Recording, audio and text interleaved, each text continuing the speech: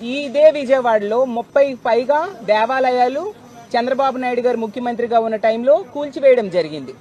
జగనన్న మళ్ళీ ముఖ్యమంత్రి అయ్యాక వాటిని మళ్ళీ నిర్మాణం చేపట్టడం జరిగింది. అసలు టీడీపీ అంటేనా టెంపుల్ డెమాలిషన్ పార్టీ అన్న టైప్ గా టెంపుల్స్ ని డెమాలిష్ చేయడం మనం చూసాం. 1000 కాళ్ళ మండపాన్ని కూడా చంద్రబాబు నాయుడు గారు ముఖ్యమంత్రిగా ఉండేప్పుడు కూల్చివేయడం జరిగింది. శ్రీవాణి ట్రస్ట్ జగనన్న ముఖ్యమంత్రి అయ్యాక శ్రీవాణి ట్రస్ట్ ఏర్పాటు చేసి ఎస్సీ ఎస్టీ బీసీ కాలనీలో 4111 కొత్త దేవాలయాల నిర్మాణం మొదలుపెట్టి ఒక్కొక్క దేవాలయానికి 10 లక్షల రూపాయలు జగనన్న అందించడం జరిగింది. అందులో 80% రామాలయాలు ఉన్నాయి.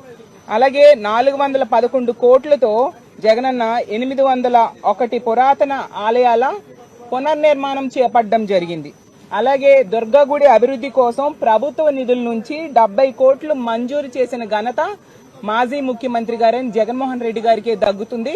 అలాగే ఈ రాష్ట్ర ప్రజల క్షేమం కోసం దుర్గగుడిలో రాజశ్యామల యాగాన్ని కూడా ఆ రోజు జగనన్న చేపట్టడం జరిగింది. మనందరం కూడా ఆ రాజశ్యామల యాగంలో పాల్గొనే పరిస్థితి మనం చూసాం.